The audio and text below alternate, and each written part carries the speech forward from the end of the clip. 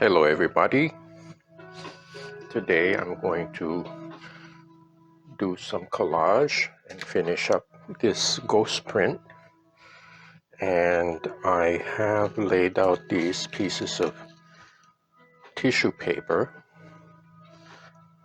in the way that I want, and I have a few other. By the way, this is my gluing pad. It's a piece of foam core that I got from some packing material, and it makes a great pad for my Mod Podge. So I'm gonna go ahead, and here's my favorite product. And since these are tissue paper, I'm just going to mount them directly. I don't need to flip them over and glue the undersides because they'll just fall apart. So I'm going to get started. I'm going to place my glue pad here.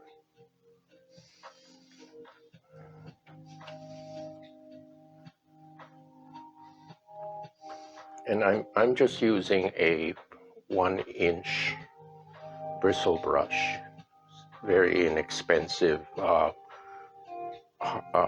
brush you can buy in the hardware store. I don't think for collage you should be using expensive brushes because you know the glue does, being soaked in water for a long time, does its number on the brush, and I wouldn't do that to an expensive brush. So here we go. You find my rag,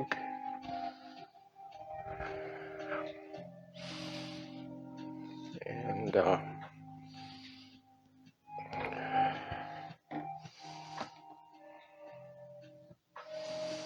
make sure that my glue is not too watery.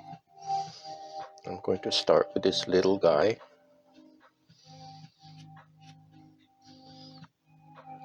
and then this one.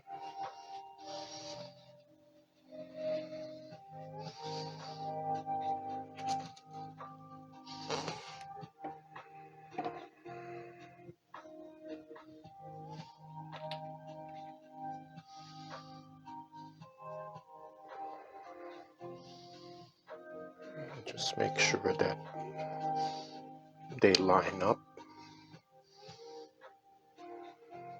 not to make them too scattered.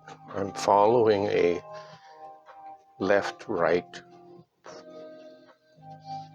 pattern, which is actually very, in art language, it's called formal.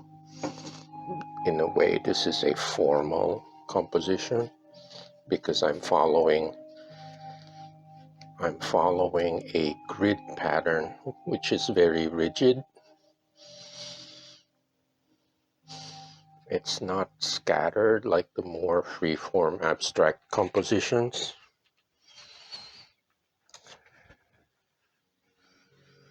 And that's the layout I thought would be appropriate.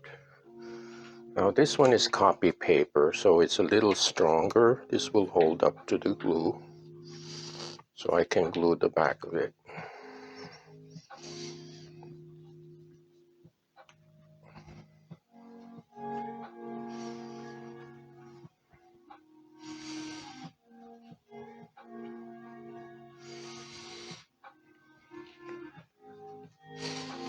Same with this one.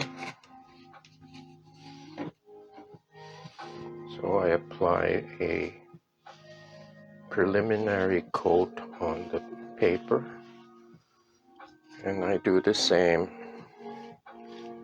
with my collage piece.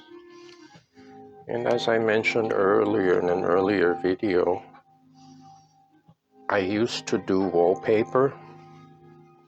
I don't anymore because I can't balance myself on the ladder But it's the same principle. When you do wallpaper, you apply glue to the wall, and then you apply glue to the back of the paper, so you get a nice even contact, and it will make sure that it sticks.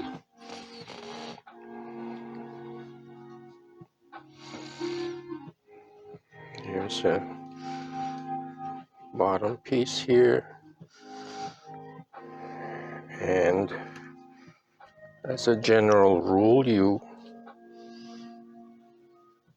you brush away from the edge.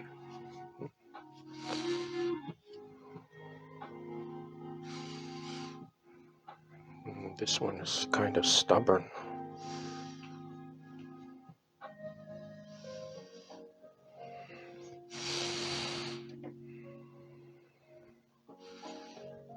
Yep. Sometimes I run into problems like this. So it's best to keep calm, to stay calm, and work this slowly.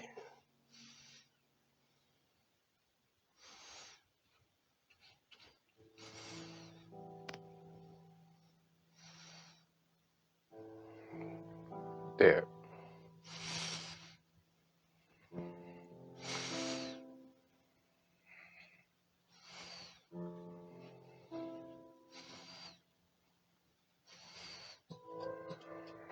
Like in any project, sometimes you'll run into little problems, and from experience you'll know how to solve them.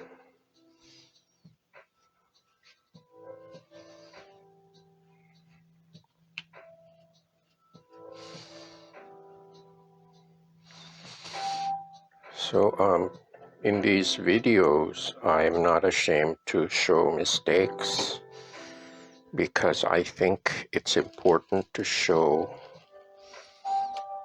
it's important to be real and not make things look easy when they're not. But just because something is not easy to do doesn't mean you can't try it.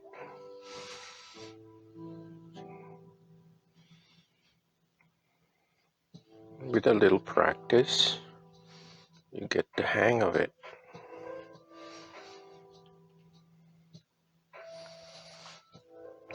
There.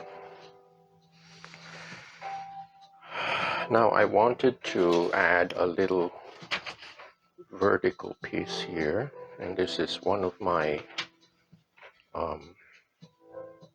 this is a vector drawing. I get it from some websites that have free downloads, and I just download the vector and print it out on copy paper.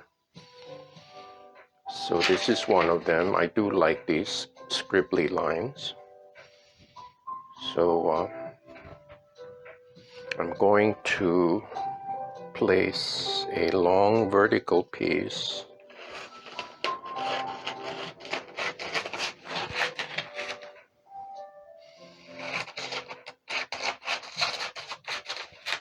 like so.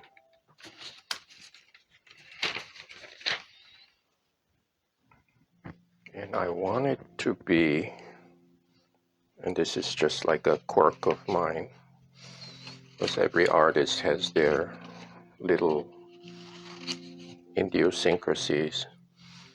I'm going to do it in like an hourglass shape.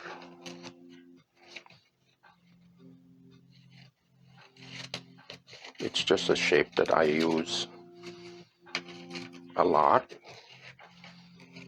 I don't know why I like it, but I think it's gives some personality.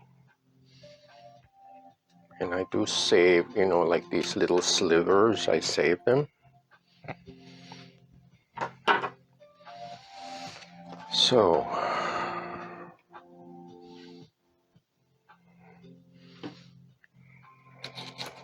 since it's a copy paper, this can hold up to being glued from the back.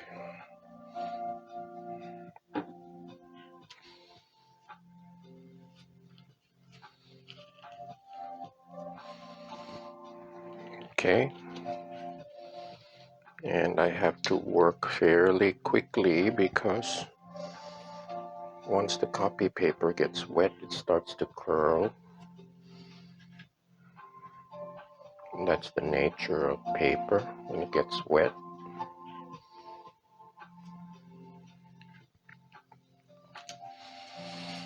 Okay, I'm going to put my glue pad aside.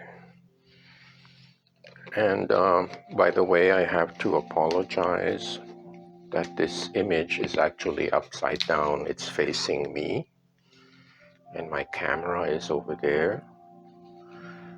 Until I get the proper overhead setup, I have to shoot this way. But I think it's important that you see the entire image within the camera frame, even if it's upside down. So now that this collage is done, I'll show you the finished product. Okay, and I'm going to zoom in a little bit so you can see the texture. I notice many demos, I'm not trashing anyone, but they hardly give you time to admire the result. They move so quickly. But I think it's important to take the time and show you the result, because I think that's what the demo is. That's the whole point of the demo. Show you how to make something.